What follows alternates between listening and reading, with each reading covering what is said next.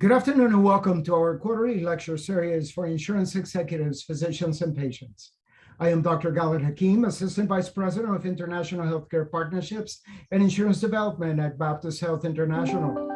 It is my pleasure to welcome all of you to this informative presentation. I would like to extend warm greetings to our friends across Latin America, the Caribbean, and everyone joining us today. During this interactive presentation, you'll have the ability to ask questions via the Q&A feature located in the bottom of your screen. I will be your moderator for today's lecture. This afternoon, I have the distinct pleasure of introducing Dr. Sandra Chaparro, who will present an important topic titled Heart Failure, Diagnosis, Management, and Utilization. Dr. Chaparro is a cardiologist and the director of Advanced Heart Failure at Baptist Health's Miami Cardiac and Vascular Institute. She is a board certified in internal medicine with certification in cardiovascular diseases, advanced heart failure, and transplant cardiology. Dr. Chaparro earned her medical degree at University El Bosque School of Medicine in Bogota, Colombia, followed by a postdoctoral research fellowship at Stanford University School of Medicine in California.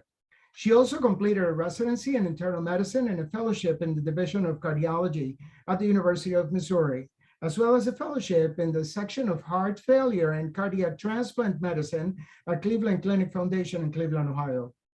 Prior to joining Baptist Health, Dr. Chaparro was an associate professor in the section of heart failure and transplantation at the University of Miami Hospital and Jackson Memorial Hospital, where she was also a director of the Heart Failure and Transplant Fellowship Program, the Heart Failure Clinic, and the Mechanical Circulatory Support Program. Dr. Chaparro's board research experience includes serving as a principal investigator and participating in numerous clinical studies in medications, devices, therapies for heart failure and coronary artery disease. She has an extensive background in academic research and clinical practice. She's widely published in peer-reviewed medical journals and is an invited presenter at educational and scientific symposiums nationally and internationally. She also serves as an editorial reviewer for numerous medical publications. Dr. Chaparro is a member of several professional associations, including the American Heart Association, the Heart Failure Society of America, and the International Society for Heart and Lung Transplantation. Furthermore, she's a fellow of the American College of Cardiology. Please let's give a warm welcome to Sandra Chaparro. Dr. Sandra Chaparro, thank you so much for accepting our invitation. The floor is yours. You may share your presentation. Thank you so much for that kind introduction. I'm gonna put my PowerPoint. Is that okay? That's perfect, Doctor. Excellent.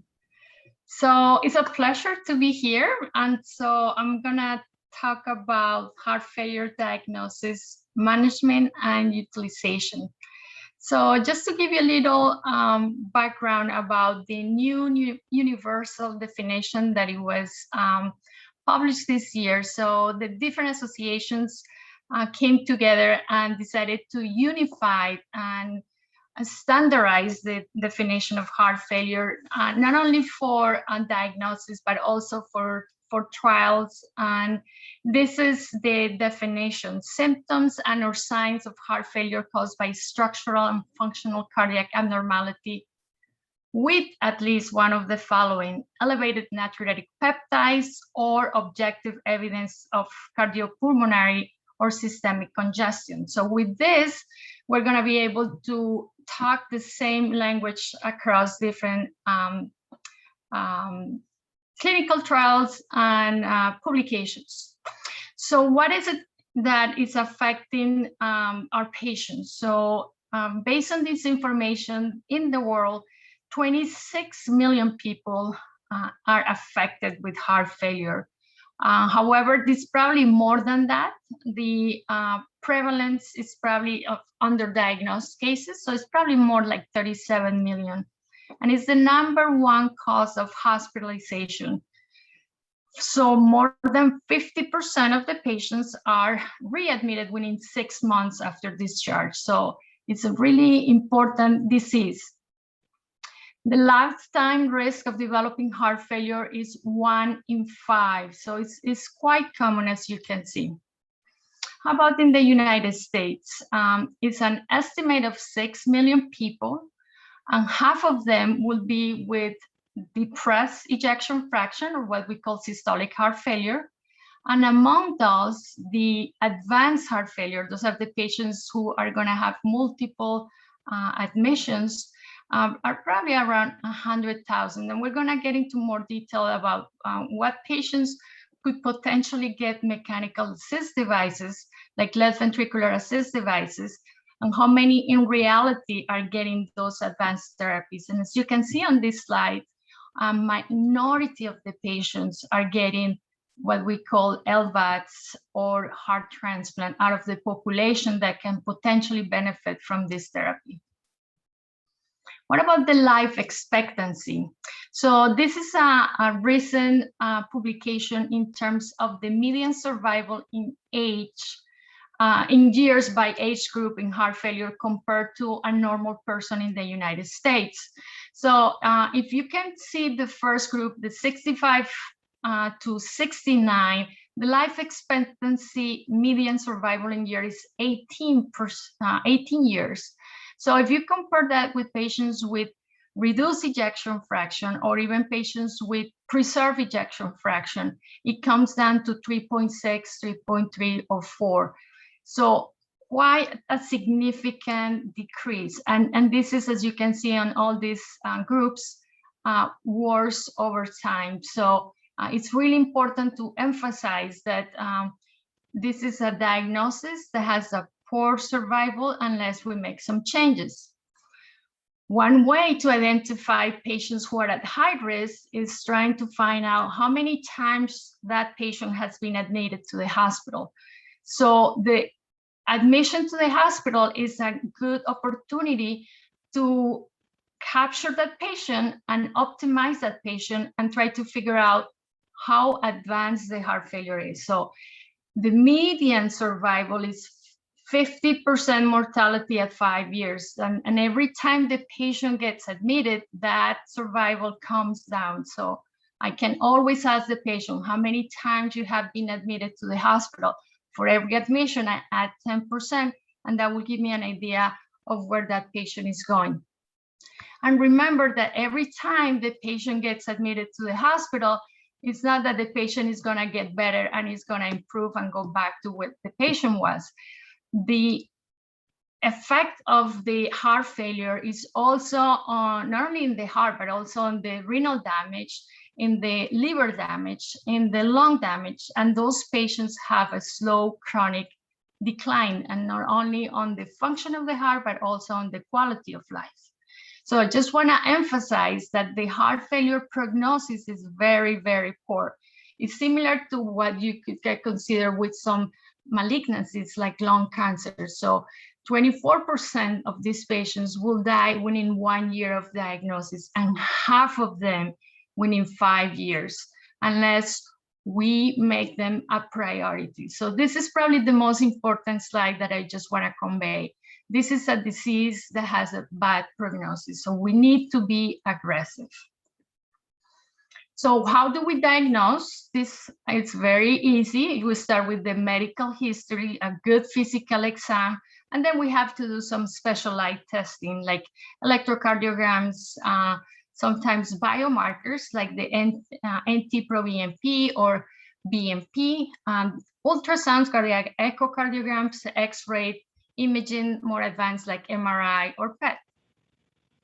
And these are the revised stages of heart failure based on the last publication from the American Heart Association, the Heart Failure Society of America, and the American College of Cardiology. So the idea is to emphasize that even patients who don't have all the typical presentation that we're used to it, they are at risk. So they want to emphasize that we need to identify patients with risk factors, patients that we're going to call a stage 8, those patients with hypertension, with diabetes, with obesity, patients with heart history and the family, etc. The stage B are patients without current or prior symptoms or signs of heart failure, but had something like, for example, like structural heart disease, for example, changes in the size, in the chamber, in the wall motion, or for example, patients with elevated natriuretic peptides. And stage C are the typical patients that we're going to see, for example, admitted to the hospital.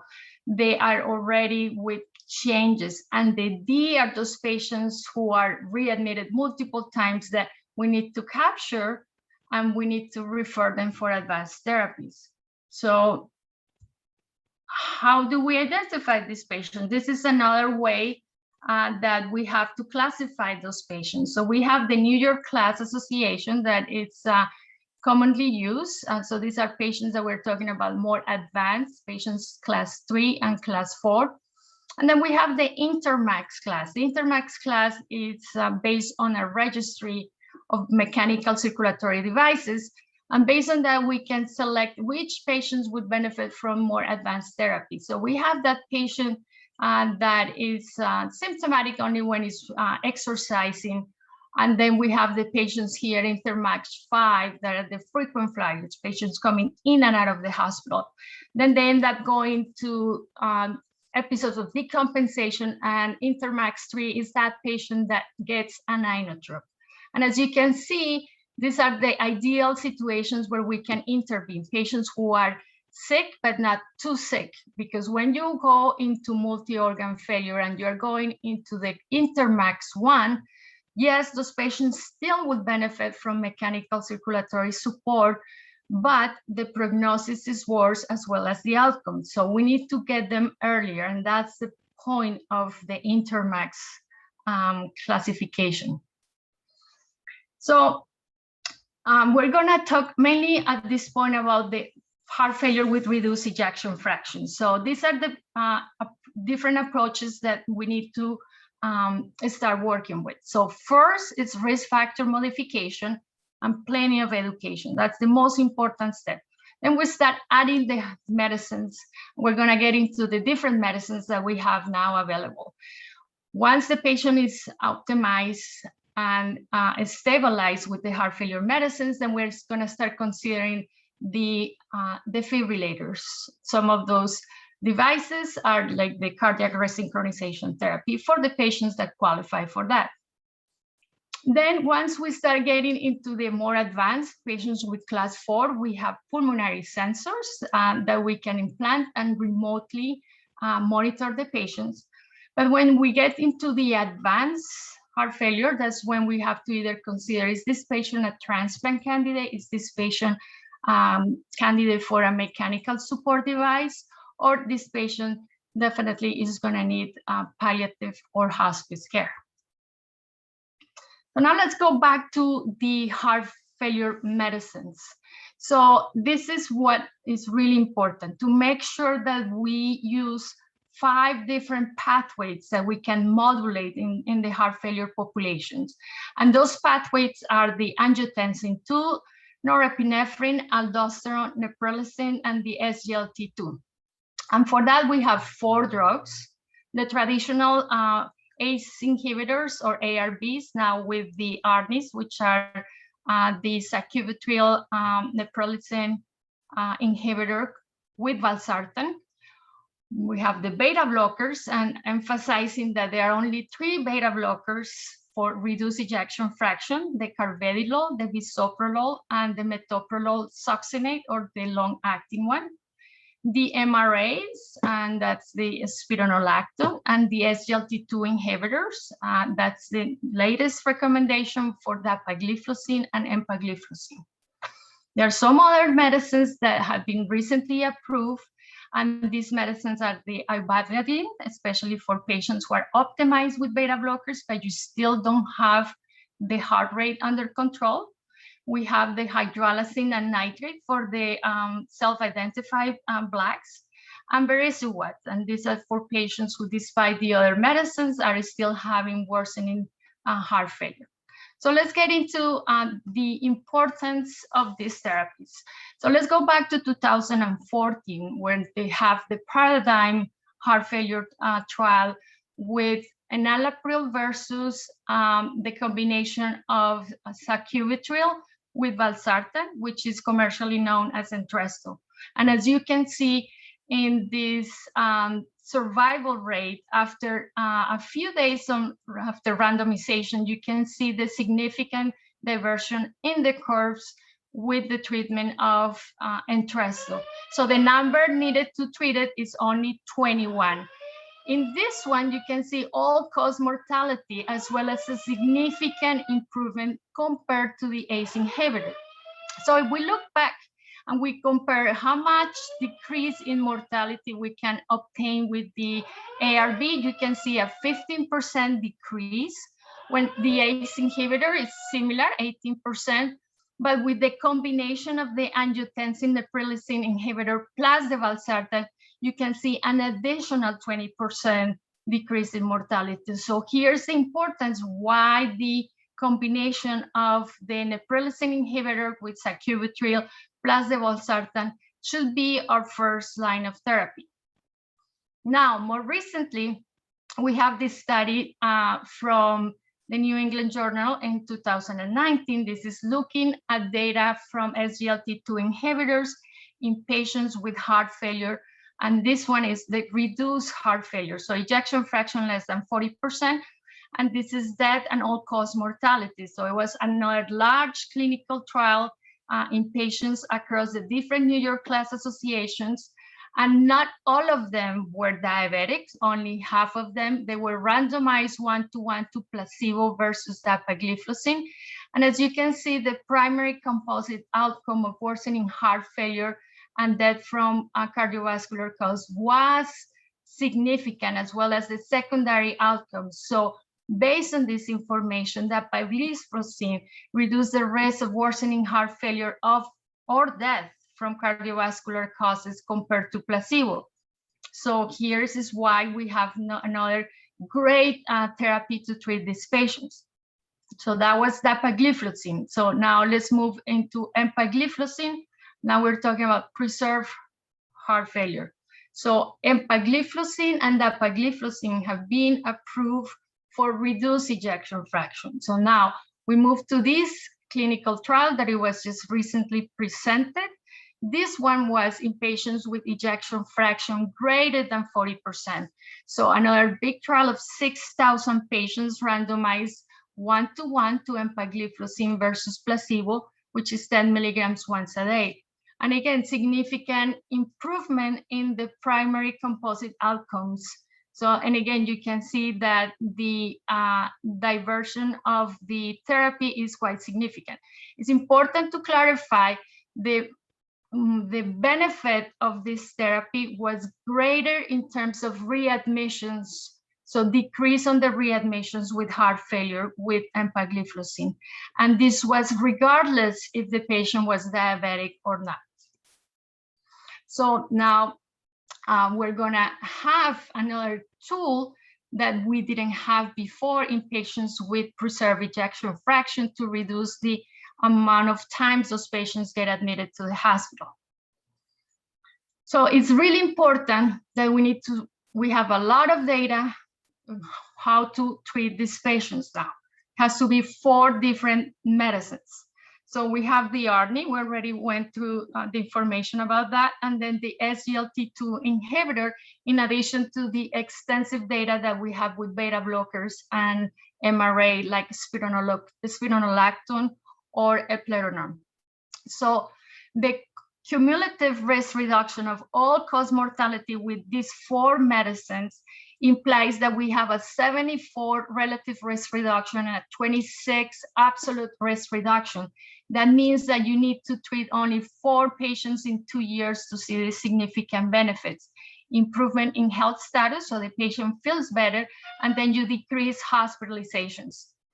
So now the movement of studying these medicines is not just to send the patient to the clinic and every few weeks titrate the medicines.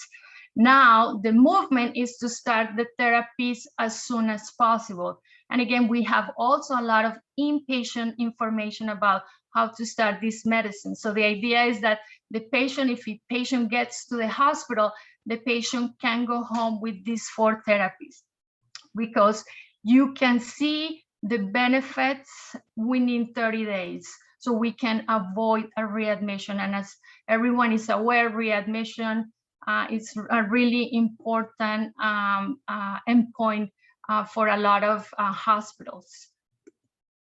So this is one of the suggestions. So we start the 4 therapies, first-line therapy. Why is that? Because the patient feels better within 1 to 8 weeks, because the ejection fraction improves within 12 weeks, because you can reduce the hospitalization within 2 to 4 weeks.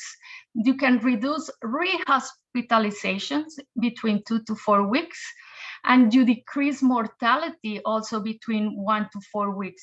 So not only that, when the patients go with these therapies, they tend to have more adherence, and it's easier for the patient to continue with the therapy.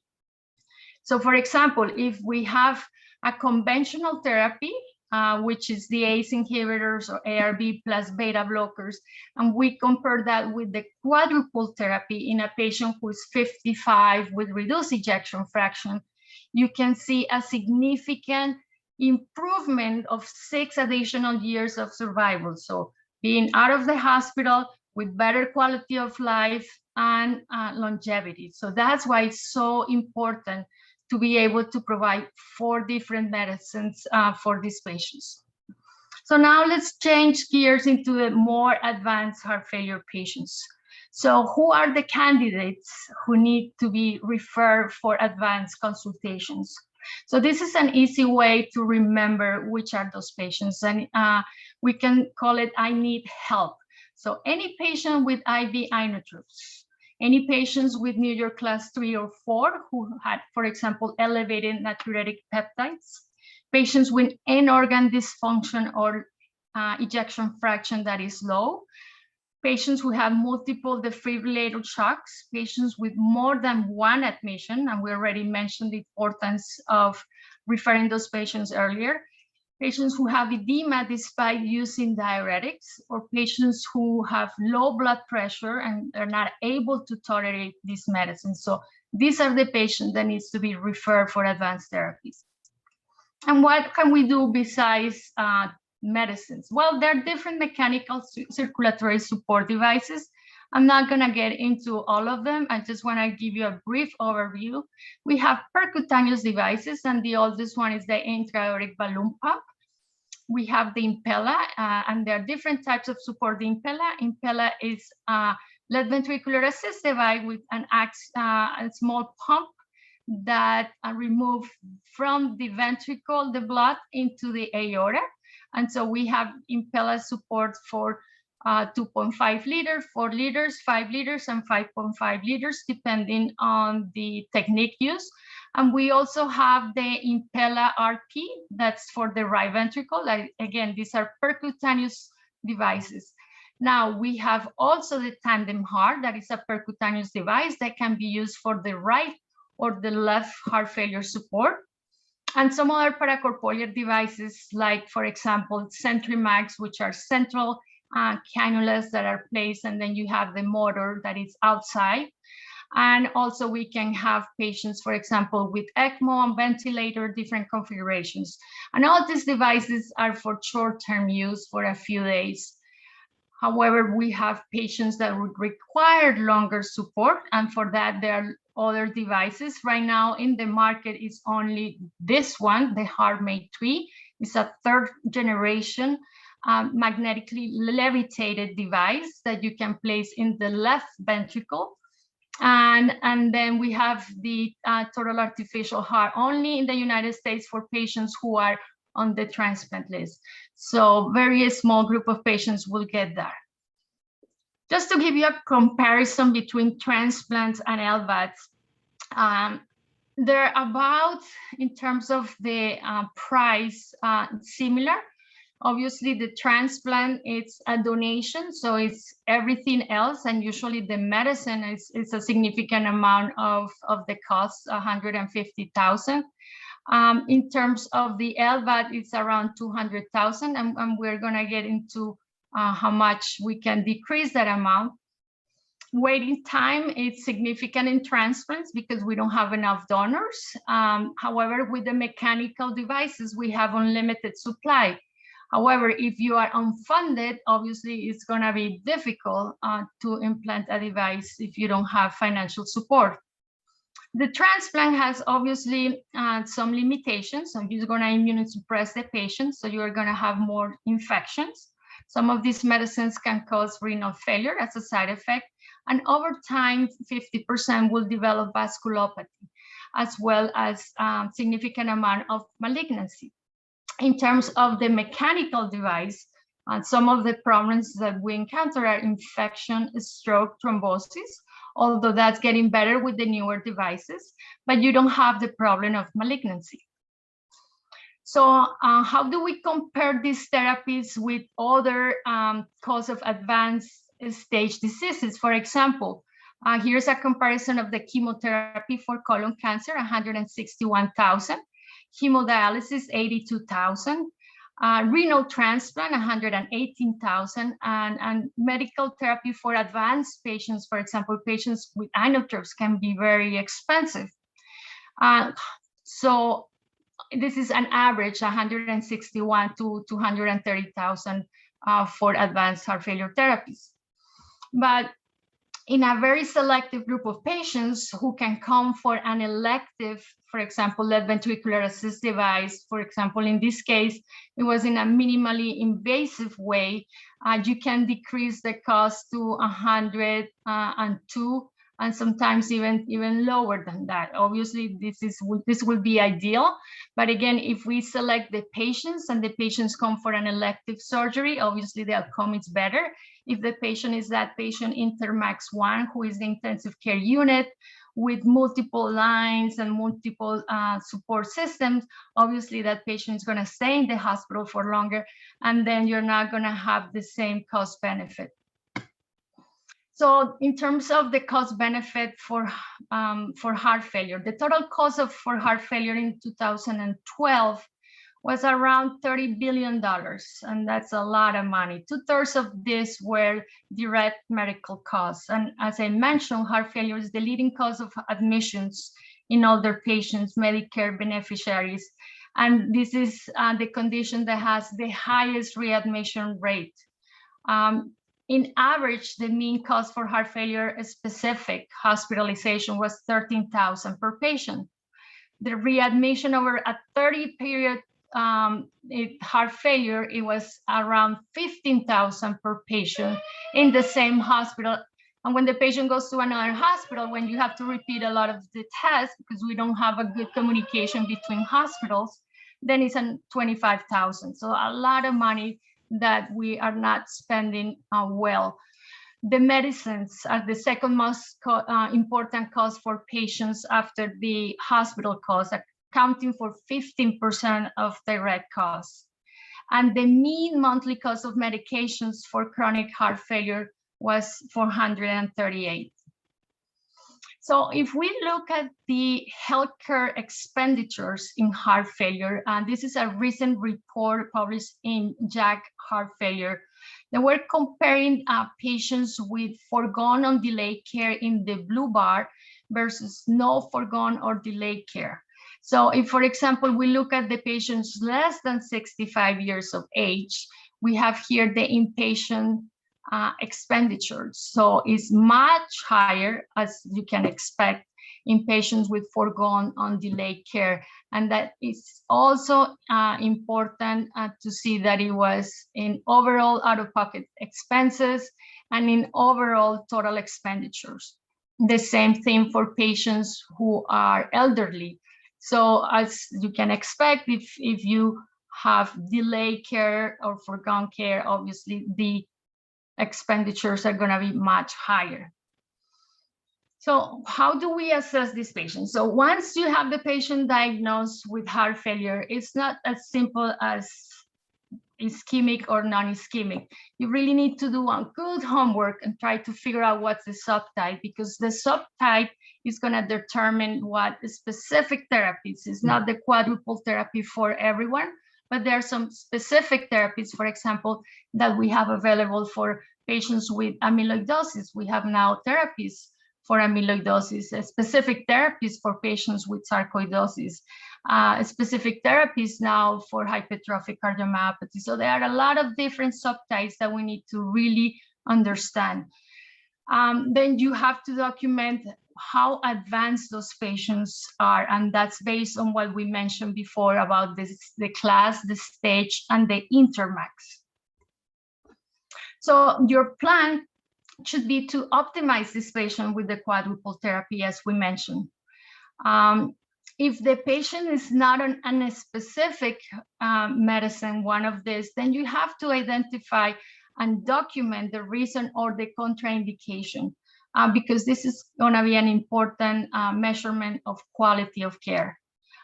Obviously, if the patient is ischemic, the patient, in addition to these medicines, is going to be with antiplatelet medicine, with statin, and then you need to figure out if there anything else that we can do. Is there any revascularization? So for that, you're going to require more advanced imaging techniques, etc. And again, if the patient qualifies from a defibrillator or CRT, and if the patient now qualifies for some percutaneous mitral options, such as the mitral clip. If after all these steps are being considered and the patient meets the criteria, then you should consider referral for advanced therapies. So this is a really nice summary that it was recently published in JACC Heart Failure of the drug treatment and outcomes. So the patient's center is based on quadruple therapy. Based on how the patient is doing, based on the vital signs, then you can determine what other therapies is this patient going to need. For example, the patient is hypotensive or bradycardic. Those are the patients in the intensive care unit with drips, and those patients should be considered for LVADs. If the patient, for example, has no room for titration of medicines, you should consider ibadradine. And all medicine, digoxin, is still very helpful in atrial fibrillation. For example, patients who have a normal heart rate and normal blood pressure, they should be on the quadruple therapy. If you have room, then you add hydralazine and isosorbide. And as you can see, the outcomes are better with higher treatment intensity in the chronic phase, and then you have better mortality benefit. But as you can imagine, there are a lot of different components, and it's not that simple. Not everyone is straightforward. And as I mentioned before, there are a lot of different subtypes of heart failure therapies, and these are going to need a team effort of multiple specialties treating these patients, because some of them are diseases that are systemic. So for example, patients with sarcoidosis, those patients are going to need an electrophysiologist. Patients going to need a pulmonologist. It's going to need a dermatologist, a rheumatologist, an ophthalmologist. It's not just heart failure, because again, it's affecting other organs. The same thing as the patients with amyloidosis. The patient is going to require neurology, etc. So we are lucky to have very comprehensive approach at Baptist. We have a great team of providers that can convey all the education and information that the patient needs to have a successful transition out of the hospital with titration of medicines. Also providing remote monitoring. We have pulmonary artery sensors that are implanted in the pulmonary artery, and remotely the patient can send the information via internet, and we can quantify how much volume those patients have. I direct the patient in terms of the medicines to decrease readmissions and mortality. So it has to be a multidisciplinary approach, and we're really lucky that besides the nurse practitioners, we have a pharmacist that can help us with all the approvals, as you can imagine, which is quite challenging. And we also have access to multiple clinical trials. So if the patient doesn't meet criteria, for example, for the regular therapy, we can offer some other options. So I'm just gonna conclude that it's really important that in these patients, we identify these patients early and we refer them as soon as we can, because if we delay therapy, we can miss the window of opportunity. And it's important to start treatment. And as you can see, it's a challenge, especially when costs are in consideration. But we have great tools that have changed the landscape of heart failure, not only the low ejection fraction, but also with preserved ejection fraction. So with this, I conclude, and I'm glad to hear any questions that you might have. Dr. Chaparro, what a brilliant presentation. I am always in awe every time I hear you, because I learn so much, just like everybody else, about your expertise in heart failure. My goodness, 26 million individuals affected from heart failure. That is quite a number. And I wonder if our public health officials are taking note of this. And the answer is a quick yes. Many years ago, I know that you have been involved in this, and many hospitals in the nations. We went through hell and back when we heard the amount of readmissions that we were getting on a given month simply because of heart failure. So you remember all those penalties that we went through simply because we thought we were at fault for not addressing heart failure. So you're absolutely right. I mean, what a difference that 10 years have made in heart failure. And it is absolutely outstanding, the amount of changes. One thing that comes to mind, doctor, is obviously we do have executives from the insurance sector and some medical directors with us. I want to encourage all of you to post your questions. This is a great opportunity. You might not necessarily have an opportunity such as this to have a physician like Dr. Chaparro that only does this kind of treatments and deals with heart transplant. One of the issues that we do have at times, or we encounter, not necessarily in our country, but from abroad, is the fact that we do not identify the heart failure patient on a timely manner. And unfortunately, now with the advent and the changes in our diets, especially in the Caribbean, Central America, and South America, we have seen an increase in obesity. And we have seen all the consequences that come with it, be it diabetes, hypertension, and the final consequence, which is heart failure. I'm wondering if there will be a time in which insurance companies now will look at preventive medicine in such a way, not only to sell it, but to also make certain that those individuals that qualify for an insurance or pay an insurance premium do understand that it's because the category that they're in. We cannot do that in the United States. We cannot necessarily select who can or cannot be insured. But rightfully so, many times the insurance company says, you know what, I'm sorry, but I'm going to carve out anything that has to do with heart condition. What is your sentiment about this, especially understanding the Southern Cone in South America? How is this moving? What is the new ideas that are coming from South America and the Caribbean in regards to heart failure treatment?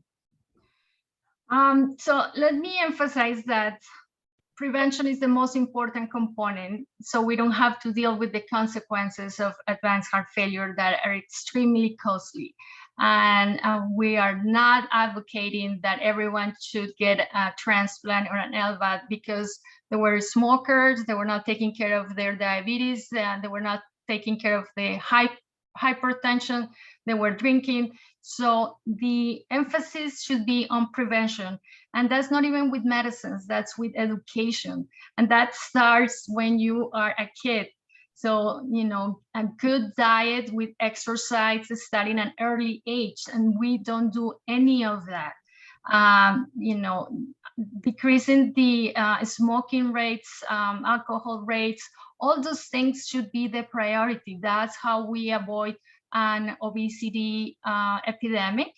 And from them, we can avoid all the consequences of cardiovascular disease and heart failure. So it's not even on the medicines, it's a lot of education. And obviously that's at the from the mega perspective. Once the patient, there are some conditions that the patient doesn't control. For example, there are some genetic components that we cannot control. And for those patients, obviously we have to proceed with the therapies that we have. And the medicines are really important. So we spend a lot of time in educating patients in terms of compliance. But in terms of, for example, heart failure, there are some important things that we can identify. There's for example, just to give you an example, an underdiagnosed disease called Chagas. Chagas is a common disease in Central and Latin America in general. And it's a parasite that you can get from an infection from a bite of a small insect. And that can eventually, if you don't diagnose that on time, if you don't treat that on time, that can eventually lead to heart failure. So, and that's something unique to Latin America. So if we improve the conditions of living where we don't have those insects, we don't have those transmissions of the parasite, then we can avoid a long-term consequence that will lead to heart failure. So there are a lot of things just with improvement of conditions. So a lot of prevention, education, and not necessarily with medicine. And it's usually that's cheaper than what we need to spend in advanced therapies. Completely agree with you, doctor. And especially you did mention Chagas and all these tropical diseases that at some point will obviously hinder treatments. It is extremely, extremely frustrating, I assume, for physicians that do not necessarily have the local resources, especially in the outskirts of communities that do not necessarily have the advancements of the capitals or the big city type hospitals. So those patients, and everybody should know that many of these patients are not necessarily accounted for when they actually expire from heart failure. They do not necessarily are accounted for or reported as such. So those are numbers that are to be also challenged. The amount is staggering. You did mention that in 2012, we did spend $30 billion in the treatment of heart failure. That is absolutely, absolutely ridiculous that we have gotten to that level of expenditure. And on top of that, we are seeing patients expiring from heart failure. So it is incredibly, incredibly important, especially that chart that you showed, where every admission or subsequent admission decreases the life expectancy and the quality of life of the patient. So when in the actual chart that you showed, that escalated chart, when do you consider that is the optimum time for us to intervene? And if we can, how long before we say, you know what, now we can drop the towel, we cannot do much for this patient?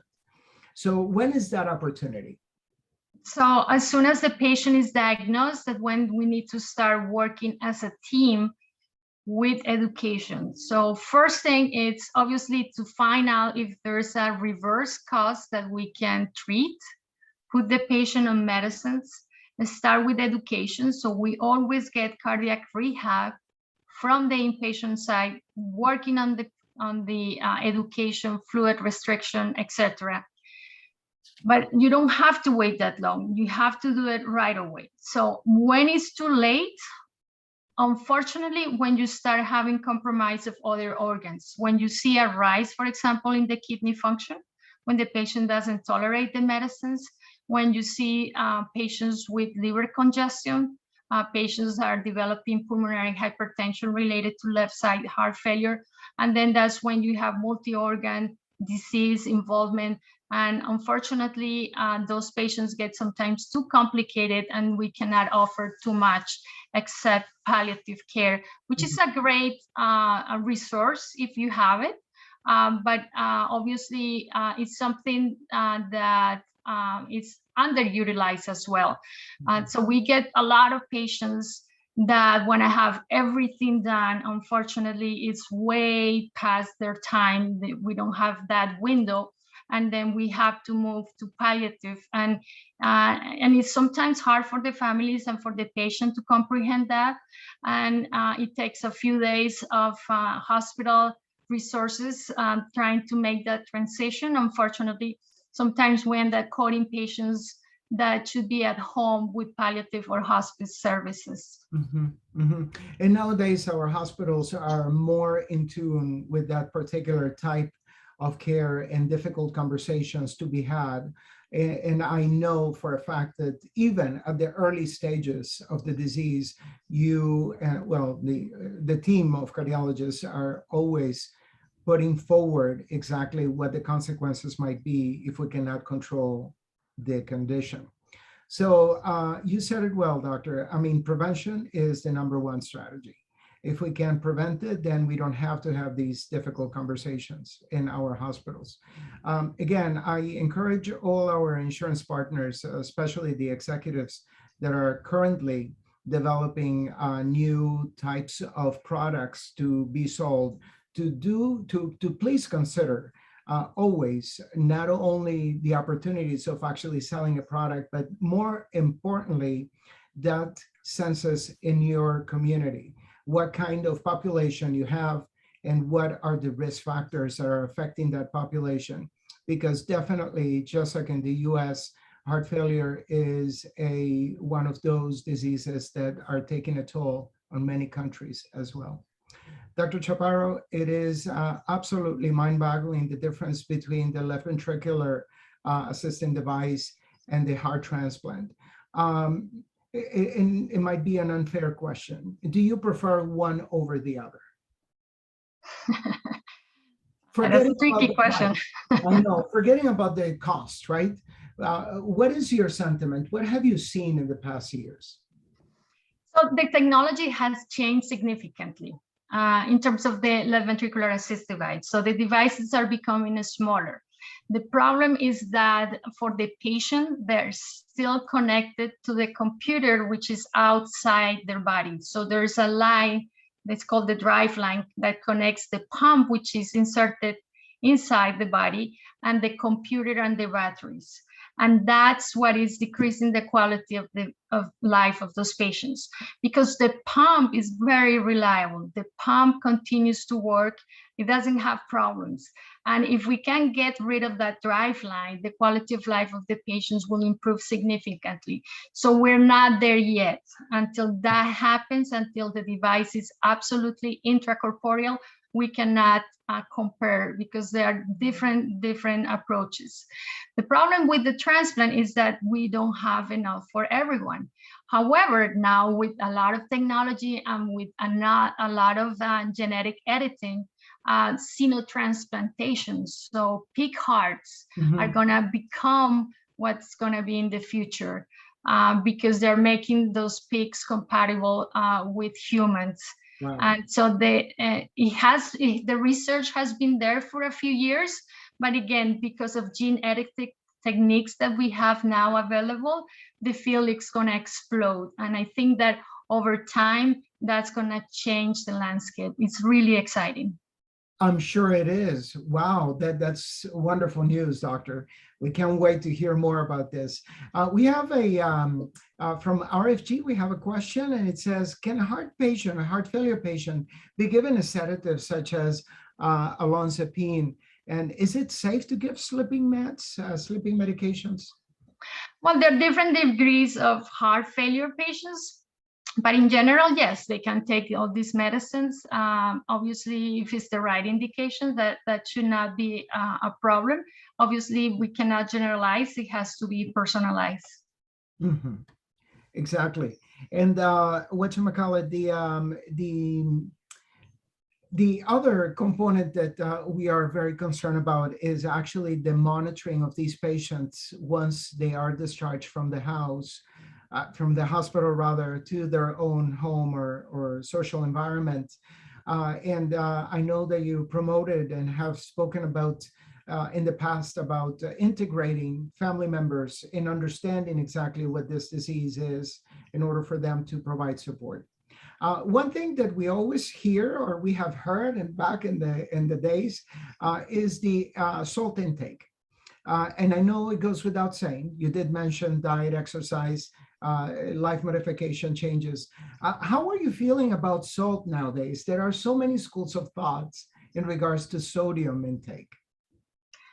I think we have more evidence, and actually recently there was a publication in the New England Journal of Medicine about salt intake in a big population group in China. And we see that the results of use of salt are not beneficial.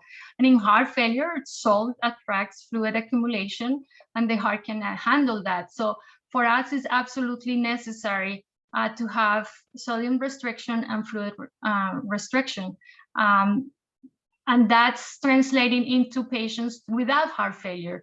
So yes, we need to, in the population health space, we need to emphasize that as well.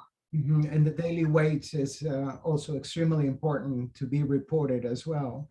Right, the problem with the weights is that there's a significant delay, because you have to accumulate a significant amount of water to have a reflection on the weight. So that's why weight is not as sensitive as some of the other techniques that we have now, like the pulmonary artery sensors. So with these devices, we can identify the patient even 2 or 3 weeks before they can have a change in their weight and eventually get admitted to the hospital. That is incredible. So that is reported to a central location as of an actual warning type of thing? So how it works right now is that the patient has a device at home that it's the commercial device is a pillow. So the patient lays down the pillow every day. It sends information wireless to the internet. And then you as a provider logging into the website, and then you see the trends, the numbers, and then you can communicate with the patient, and you can identify even before the patient had symptoms that they are accumulating fluid because the PA sensor is giving you a higher number. That is phenomenal. Please take notes for you insurance executives. Perhaps you want to cover this particular pillow and send us one. Dr. Chaparro, you know we can keep you here for hours on end. This is a fantastic topic, a fascinating one, and we are so thankful that you are in our team. It reassures us tremendously. So thank you once again for your time, your dedication to our patients, and for everything that you do. And that goes without saying that our family at Baptist Health International is very grateful to you. And to all of you for participating, thank you so much for your time. And if you do have additional questions about today's presentation from Dr. Chaparro, please feel free to send them to BHIWebinars@baptisthealth.net. That is BHIWebinars@baptisthealth.net. We will make sure to forward those questions to Dr. Chaparro. And if you do have patients that require her attention, please make sure to notify us immediately. We look forward to seeing you again at our next insurance lecture series, which is scheduled for January 26, 2022. In the meanwhile, thank you once again. Stay safe, get vaccinated, and have a phenomenal afternoon. Thank you so much, Dr. Chaparro, for all your help. Thank you for the invitation.